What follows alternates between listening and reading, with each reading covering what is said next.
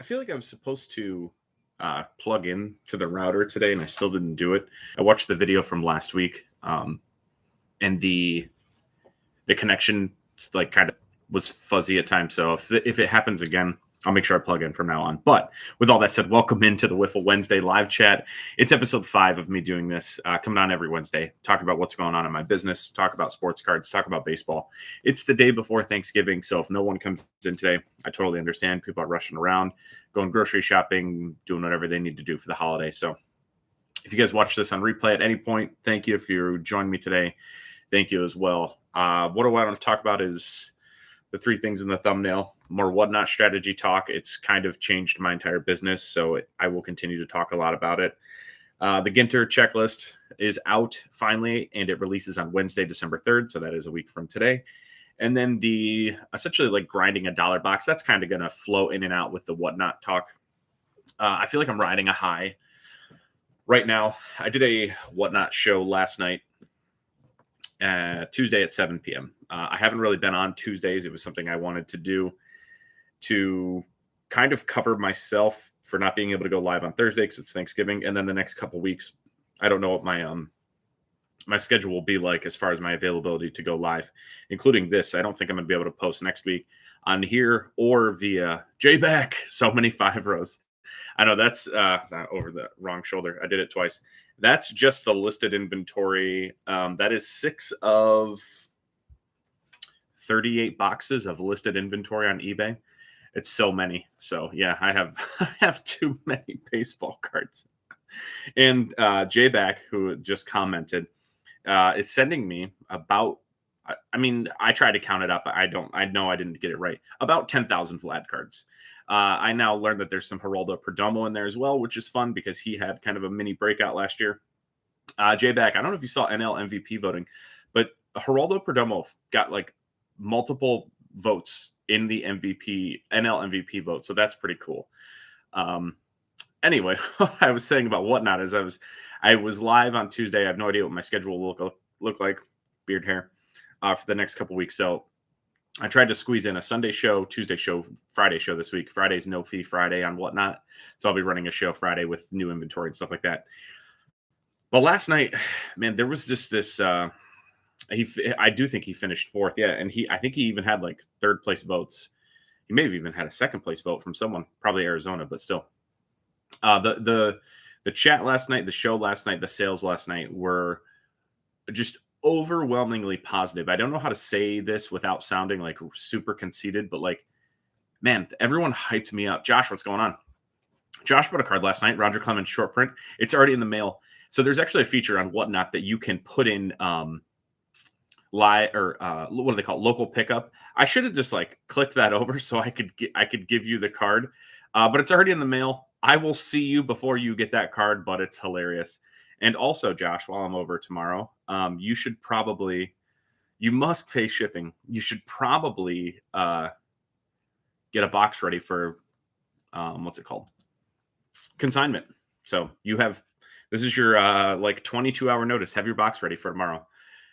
So I can sell your cards for you on whatnot, and we can chat about it after, and we can learn because it's incredible. Still working on it. That's good. I can't sell it for like 2 weeks, 3 weeks because I'm so busy. But man, Josh texted me last night after one of the sales. It was an Aaron Judge Fanatical baseball case hit, and it sold for I think $69 off the top of my head. This guy stole my crown. Listen, the competing responses in the chat get you the number 1 or number 2 crown. So you guys will have to go back and forth. J-Back's number 1 right now. Still has his wrench too, and Josh doesn't, which is hilarious. The Judge Fanatical sold for $69 last night, and Josh texted me. He's like, "Hey, that sells for 30, or 35 on eBay." And that was like a success story of the stream. I also had stuff like home field advantages that sold for less. But it's interesting how the message deleted by Jayback. The chat is battling right now. You guys are amazing. Jayback is going to make sure that he's the number 1. Oh no, I'm going to have to take away his wrench now. Oh man, off track 3 times in a matter of 30 seconds. I hate this. I hate it here.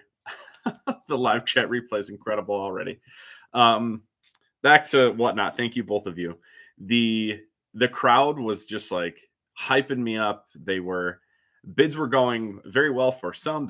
There are others that I got smoked on. There was a Nick Kurtz, a rookie. I think it's a $40 card. It sold for 15 or something like that. It may be 25. It ended in a 5. It's 15 or 25.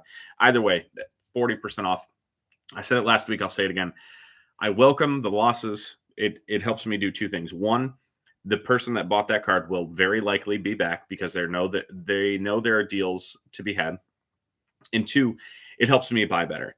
If Nick Kurtz finest magenta refractor number to 350 isn't what the chat wants and wants to bid on, then I just won't bring those cards into the live stream over and over again. I also have a stack after every show of cards that don't sell. And I flip through those, like what didn't sell, why didn't it sell, and how do I make sure that I don't have these cards in the future? So stuff that undersells, doesn't sell, whatever, it's all a learning opportunity. But the chat last night was absolutely hyping me up. I got multiple text messages and messages via DM on whatnot last night that show like people were just really happy for me, telling me that as they called it, the success was warranted, was exact words someone said to me. And I feel on top of the world. I'm still riding the high. Everything from last night is already shipped. All my eBay orders are already shipped for the day. I woke up before my alarm today and I was like giddy to get back into it. I have like a newfound love for cards, for selling, which I never really lost. I definitely don't want to say I lost it, but there's repetition, the grind of selling on eBay can be exhausting. You can list day in and day out and not sell anything. And again, that's still my fault. I didn't list good stuff. I didn't sell good enough stuff. So I totally get it. List at bad prices. But the reliance on eBay, like trying to cover your back or whatever, can be exhausting and can be mildly stressful. Whatnot kind of puts some power back into my hands. If I wanted to stream every single day, 3 times a day, I have that ability. I have to have good inventory still. I have to provide good content and have a good show. But the ability to do that is kind of a stress off my back, and also has just like it revitalized me to just be better and work harder. And I'm so excited. Anyone who watched last night, one, I appreciate you. Two, you could probably back me up. The chat was just like off the rails last night. Everyone was having a good time. There was so much discussion back and forth about cards, not necessarily about value, but more about rarity, more about players, more about what people collect. That was one of the things. People were just talking about what they collect, how their collection has evolved, and that's elite status chat for me. Talking dirty to me about cards. Josh, you were in there. You saw it was just so much activity. It was incredible. It felt so good. And one of the things that like I was thinking about talking about today that I had already texted myself as like a title was that I need you, you don't need me. And then last night, like even it just proved it even more. As a seller, like, man, you guys don't need me to sell you baseball cards. No one needs baseball cards or any other sports cards for that matter. But I was in another Whatnot stream and the guy selling cards was actively like cussing at his chat. That Garrett Cole auto is insane. He was actively cussing, like dropping F-bombs because something didn't sell for what he expected it to. And what caught me off guard was that it was not a bad sale. He got market value for something and he was upset by that. And that just like, man, it turned the screws in me because I'm like not it's not lost on me how much I need people to bid and buy and continue to like fund the hobby, to keep everything going, to keep it growing. And man, to have that like interaction with other people and cuss at them was insane. So it just reminded me to, be thankful, be grateful. Everyone that comes in there, I just thank all of you. And with that same like breath, I don't mean to just like sell everything for less than it's worth, to just cave in and accept every offer that comes in on eBay. But I do expect to like treat every interaction the same, like treat it with kindness, with a little bit of respect, to go back and forth. And I think everything will be all right. So that was something that crossed my mind. And like that's the title of the episode today. Like I do need you. So everyone who watches this, all 20 to 30 of you, although I did have one that got 45 views, a live got 45. So thank you to all of you. I do need you. The other thing that happened this week, I talked to another YouTuber, another sports card creator, about YouTube and about whatnot and about how our businesses are evolving and stuff like that. And one thing he said to me is like, we're still early to live selling. Sports cards have been on whatnot for 5 years, but to hear him say that, like we're still early on live selling, man, that is like the biggest burst of energy ever. Like all it did was hype me up. So Jason from the Ball Card Show, if you're listening, I texted you today, but that is like the single best thing I've heard and like has motivated me more than anything in the last 6 months. Even starting on whatnot and having success has motivated me. But those words, just saying, "Hey, we're still early to live selling," it just makes me want to go all in, and I feel like I am. I was working on my spreadsheet today because I spent a bunch on eBay last night, and something that caught me off guard that my spending this month, it was a ton of new releases. There's 4 or 5 cases worth of stuff in here. There's the J-back deal for some um, Vladimir Guerrero cards, and the total money spent this month. I can't believe this number. I've spent $30,000 on baseball cards this month, and there's still 4 days left. I still have another card show to go, and I can't wrap my head around that number. That's something I never thought that I would do. I thought, hey, if I can grind out 5-10 grand a month, that'll be like the peak month for me. And the fact that I'm spending 30,000 is wild. Now, I don't have all that product in hand. I have less than half of that money back in product. So I have multiple cases in pre-sale. I have the J-back order, which isn't here yet. So more than half of that isn't here. I spent $250 some on eBay yesterday, just scrolling through different sales. A lot of people have like buy 3, get 4 free, or buy 4, get 3 free stuff, like all kinds of different eBay sales. So I was just scrolling through stores yesterday, looking for deals, and I have that opportunity because of whatnot. But man, the amount of money I spent this month is staggering, and it's really fun. It's a little bit alarming, but when I say I'm all in, that's what I mean. The amount of money going out is massive. And sports cards, there's negative talk, chat, whatever. The Probstein thing, I feel like I wanted to talk about that a little bit, but Probstein created his own site to get off eBay. He created a website called Snipe, and the first auction night that they ran failed miserably. The website crashed. All of the data and account information that people created was all leaked on the internet. Everyone had access to everything. The entire system was a failure, and now he has already put out a statement. We're going to go back to eBay. Insane work. But the big storyline was that there was so much shill bidding from his stuff that he created accounts. He had other people that have been known shillers within the industry, had created accounts, and they were all bidding on the same stuff and bidding things up. So I think there is some negative talk around the industry and how it could be just like that, on stilts and just could fall out from underneath it. I still don't think that could happen to me with the everything going out at once. Of course, the industry can slow down. Of course, my sales can slow down. Of course, popularity can slow down. But because of my volume game, I do have a little bit safer ground to stand on. And J-back, I couldn't agree more. eBay allowing him back immediately, knowing that he is actively shill bidding, has people that shill bid for him, and just no, it doesn't seem like any repercussions, is pretty wild. I don't think eBay's doing well. I will say that in the sports card market, particularly, Whatnot is taking a large portion of their sales. And the reason I say that is because last night or yesterday, I just told you I was scrolling on eBay. There are thousands less listings than there used to be. There is I feel like there's a separation of really, really low end and really, really high end on eBay. And the middle stuff is getting moved everywhere else. It's getting moved on COMC. It's getting moved on Whatnot. It's getting moved at shows.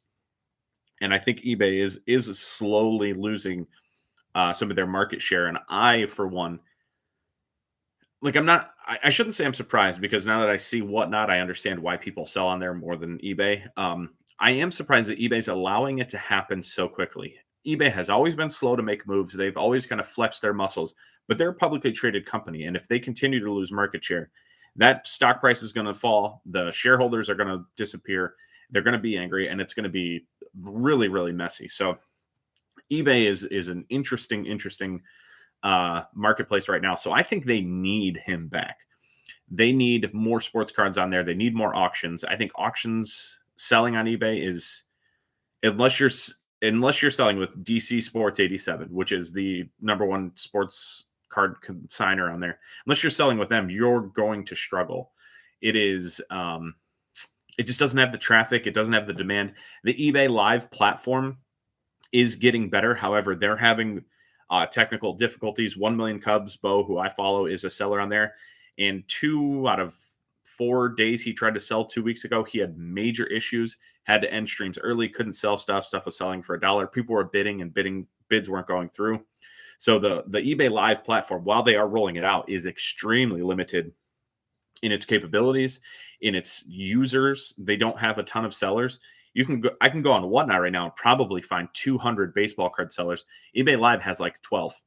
So the fact that eBay has the capabilities, the money, the shareholders that they do, and they can't like grow that live platform quicker is really interesting to me. It does make me question, like, what's the future for eBay? I'm sure they will eventually be okay, but I do think they're going to lose some market share if they don't act faster than they are. So long-winded answer to say they let Probstein back because they need his money. They need sports card action on the website. So neither here nor there. Comes up in the chat. I'm happy to have active chat. This is the most messages on there. I had to scroll up to see the top. So Josh and Jayback, thank you. Matt, if you're out there, thank you. The Ginter checklist did come out yesterday. The non-baseball auto checklist I found interesting, I'll say. It could have been better, but two huge ones in my opinion. Bryan Cranston from Breaking Bad, actor, amazing, incredible, will be a very sought after card. And Al Pacino, incredible. There is I want to say there's 36. I did put them into Chat GPT to give me like a who's this, give me 2 sentences on who's this. So there is a professional disc golfer in there. There's a rapper, 2 race car drivers, the co-founder of Reddit, Alexis Ohanian, if I'm saying that right, Pacino, Cranston, Brandon Coleman, NFL receiver, Brittany Snow, the actress, is in it. Emma Roberts is in it as well. Livy Dunn is in it.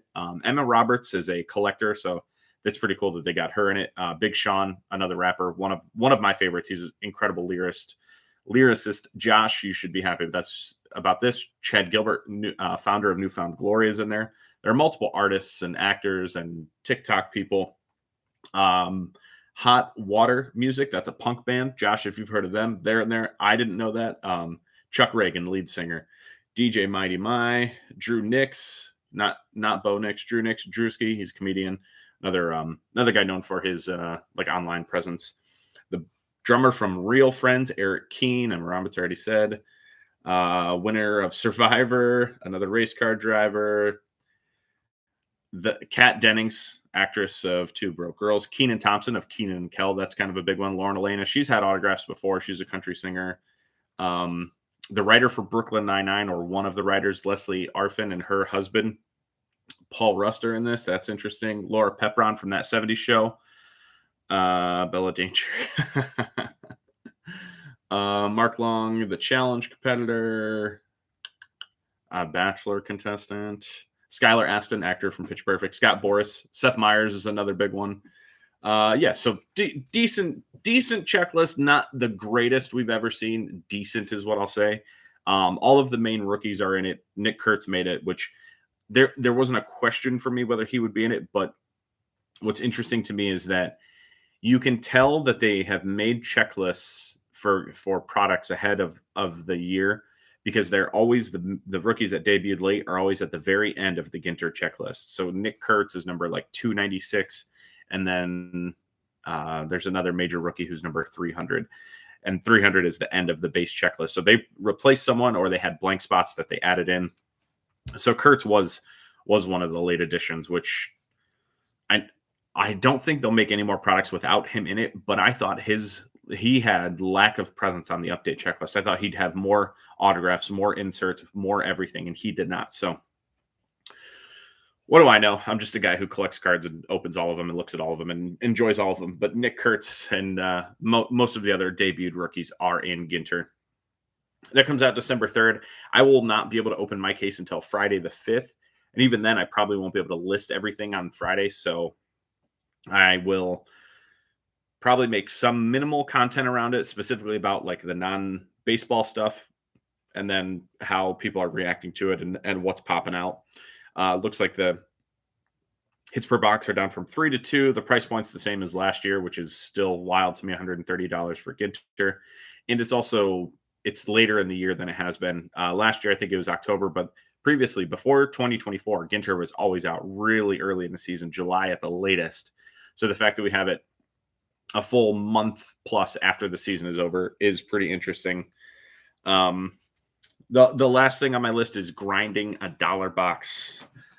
This was something I wanted to talk about, and I have talked about, and I continue to talk about because I think it's an interesting, like, for me, part of the economy of sports card shows and how my business is essentially run.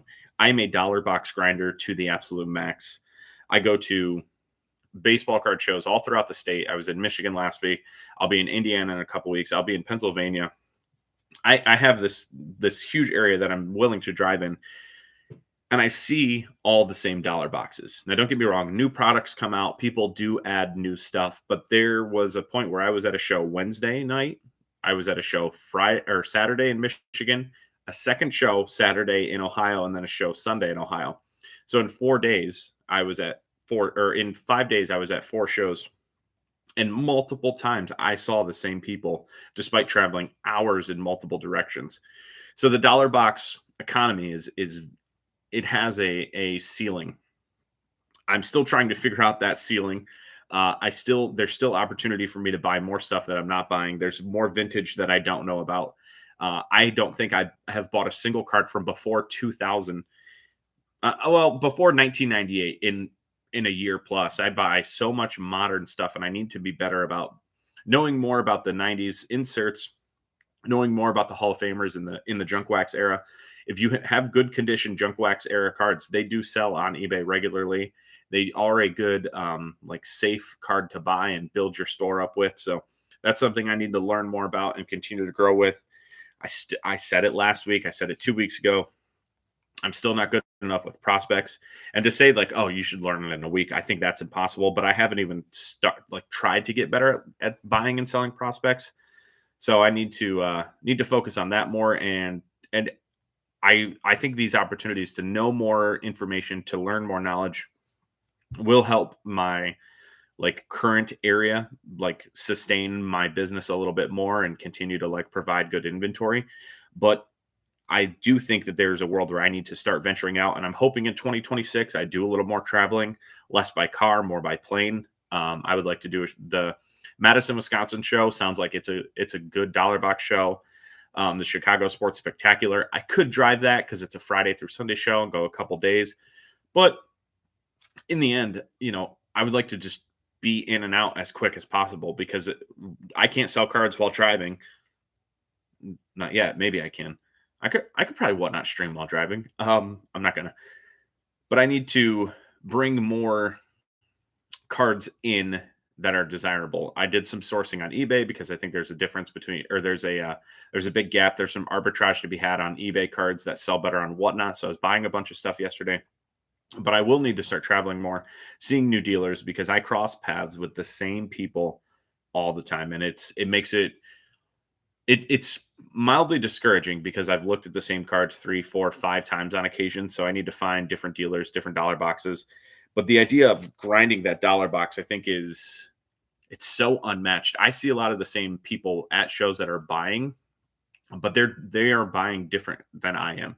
I see them focusing on showcases, trying to work with 1%, 3%, 5% on graded cards or higher end cards. And that's not really that's not my desire. And I also don't want to compete on that level of trying to squeeze out 1 more percent or 1 less percent on graded cards. I think that's a really difficult world to live in. And I think it creates a huge gap of if you have it in your possession, you better be listing it for sale, because if that 1% flips the other way, you're in trouble. So I have no interest in trying to balance that line or skate with those people.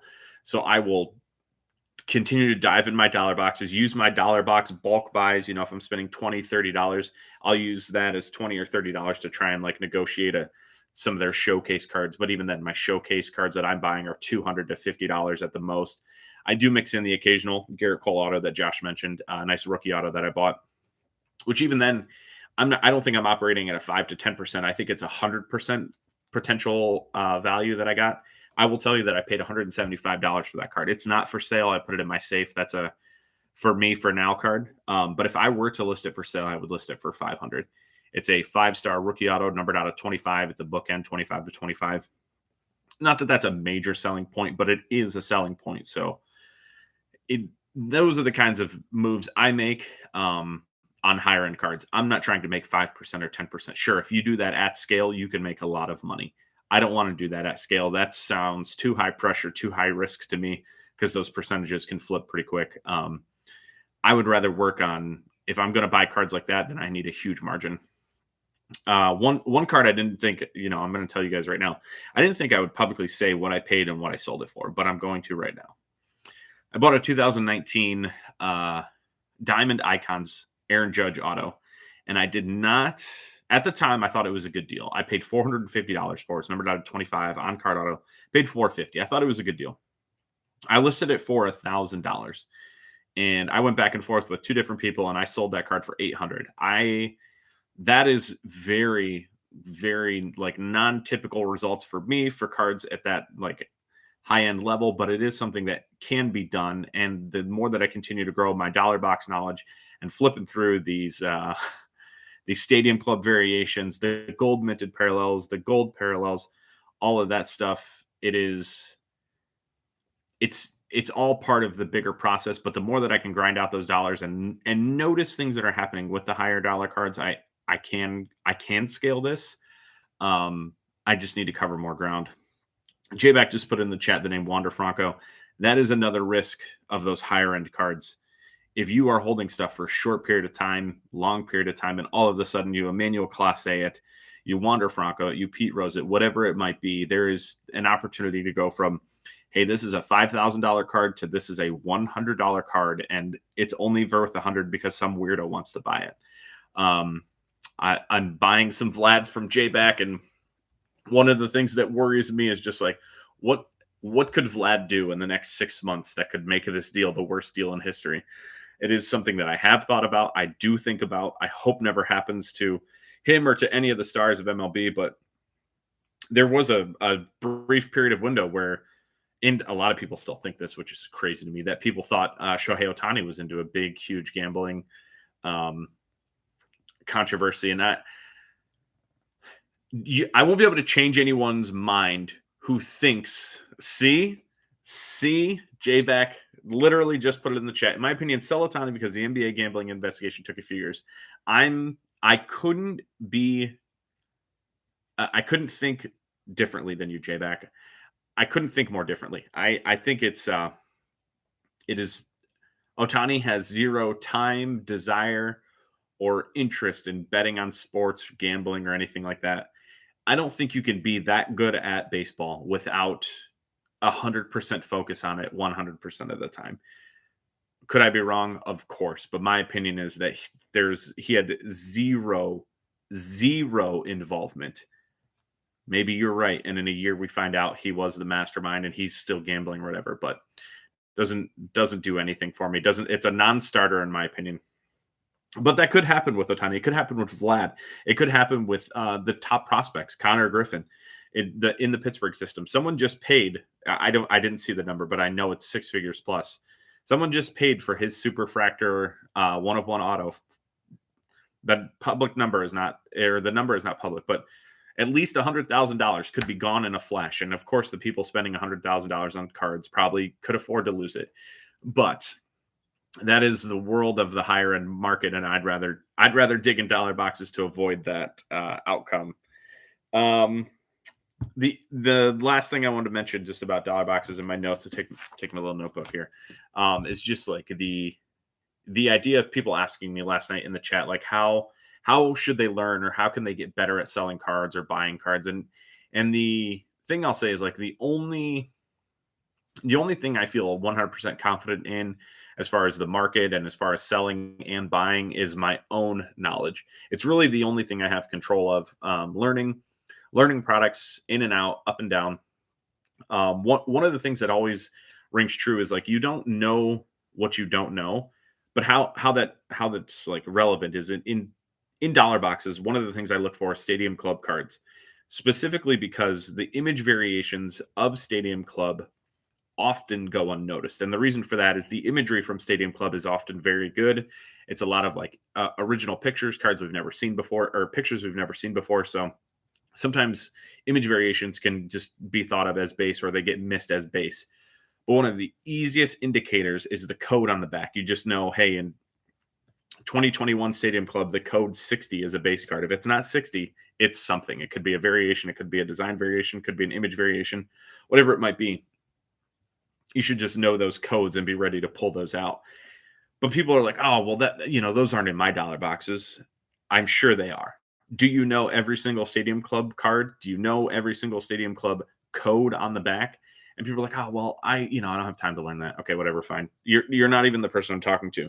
But the idea that those aren't in there is because you're not looking for them. You're not looking for Stadium Club. I flip over almost every single Stadium Club card that I don't recognize, and I look at the code. And if I don't know the code number off the top of my head for a base or for a variation, I look it up. Why wouldn't I? Most image variations for Stadium Clubs aren't $5 cards or $10 cards. They're usually like 60 to 80 for any medium name. Anyone above that could be $300, $400. The Judges, the Otanis, no one's putting a Judge or Otani variation in a dollar box. Okay, I understand that is your opinion, but I promise you, I have found elite names in dollar boxes of image variations. The best being Ken Griffey Jr., one of the most collected players in the history of sports cards. Ken Griffey Jr. image variation Stadium Club in a dollar box. The other thing I found in a dollar box this week that is my second time that has happened, and people won't believe me, especially people that don't go to shows. I found a home field advantage in a dollar box. They are one of the most sought after inserts in the baseball card market. Every live show I've done on Whatnot, every single person has come in and asked me about, or every single chat has had one person come in and ask me about home field advantages. It's one of the most hyped cards in baseball right now. Of any player, of any design, of any year, chrome, base, whatever, 2022 to this year, everybody wants them. I find them in dollar boxes. It happens. They exist. Spotlights from 2024 are case hits. I found those. I found this past Saturday, I found a Walk This Way opening day variation in a dollar box. The stuff is there. People don't realize every variation and everything they find, but there's so much value to be had. There's so much opportunity. It's all knowledge based. And J-Back put in there, people throw cards in value boxes and forget about them. That's the other thing. The market can change immediately. Look at Cal Raleigh. Cal Raleigh in April was in dollar boxes. In May, he was in some dollar boxes. In June, occasionally you could find him in a dollar box. Now, not as much, but I do find like a base Topps Chrome rookie. And even then, someone, they probably still think that that's only a dollar card. You can get anywhere from $4, $5, $7 on eBay or on Whatnot. So that's someone that where has been in a dollar box and the value has changed versus people just not knowing. But the opportunity for these dollar boxes to change and gain value, lose value is ever evolving. So the saying that I used in one of my last videos was, you don't know if you don't go.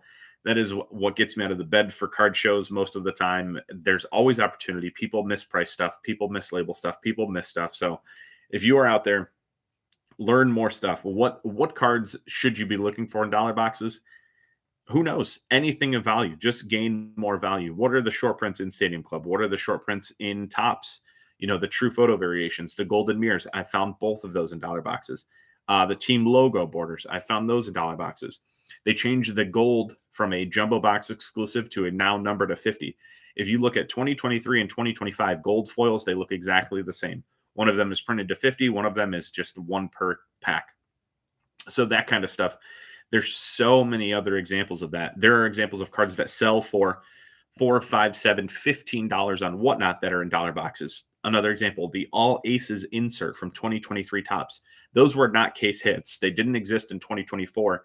And then in 2025, Topps made them case hits again. Those all aces from 2023 are gaining a huge following again, to the point where I will buy anyone not named Julio Urias in a all aces for $1. The Ohtani card used to be a $10 card. Then it was 20. I could find all aces Ohtani in dollar boxes up until probably June, July this year. Now people know they were $15, $20. I sold one 6 days ago. It had to be since last Wednesday. So within the week, for $70 plus shipping, plus they bought it on eBay. So it was taxes, fees. I mean, they probably paid $83 for that card. That used to be in dollar boxes. The value has changed. The opportunities have changed. The selling platforms have changed. So you just need to be aware of all the market shifts and all the possibilities and spots that you can make money and find value. And all aces is one of them. Bowman Spotlights is another. I'm trying to think. There's a third one. I mean, most case hits sell better on Whatnot than on eBay for me. I've been buying just directly. I made a small list, but there's like 5 to 6 cards that are just basic inserts that sell better. J-Back, it is a lot of patience. That's very true. There's just 5 to 6 cards that instantly sell better on Whatnot versus eBay, and just need to be aware. Brian, exactly right. Ohtani home field advantages used to be $50. I know that's true because I used to buy them for 40 and sell them for 60 and think I was a genius. All I had to do was wait a couple weeks, couple months at this point. So, Brian, first off, I've never seen you in the chat. Thank you for watching. Really, really appreciate it. But that stuff changes all of the time. Judge home field advantages have gone up significantly. The stuff that happens to certain cards, I feel like can happen a lot slower than people realize. If you are out in the trenches of card shows every week, the opportunities for these cards, for these players that change and slowly go up in value and people don't realize it. They've had that same $50 sticker on it, which at the time was overpriced 6 weeks ago, but now it's 50% of what the comp is and what it should be. So there's opportunities all over.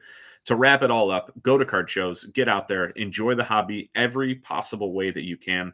I'm enjoying this more than I have ever before in my life. And people want to talk negatively about Topps, about Whatnot, about Fanatics. Man, just enjoy it however you can. If you enjoy consuming content, I appreciate you being here. If you enjoy the art of the deal and negotiating and sales, great. That's fun too. Whatever it is, just enjoy it how you want. There's tons of opportunity if you would like to make money. You just have to gain the knowledge, put in the work, put in the time. I'm a fan of all the online hype guys, the Alex Hermosis, the Gary V's of the world. I'm not afraid to admit it. They speak a lot of truth, just a lot of people don't want to hear it. And I'm here to give you guys every secret I have because there are no secrets.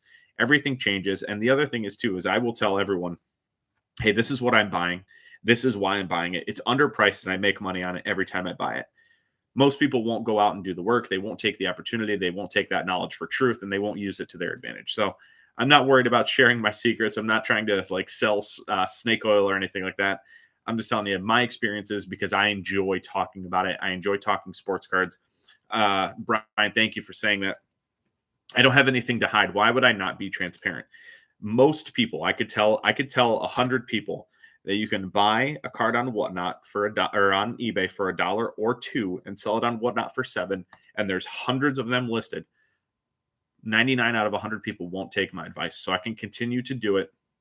There's continued opportunity and it just doesn't bother me. So I will be transparent. I will tell you the things that I'm finding and I'll enjoy it. I enjoy talking about it. And when I go to a card show and I open up the door, it feels like I'm going to war. Like I'm just like, all right, what can I find today? Like let's get into it. So my excitement is authentic. It is something that I truly enjoy. The drive to and from.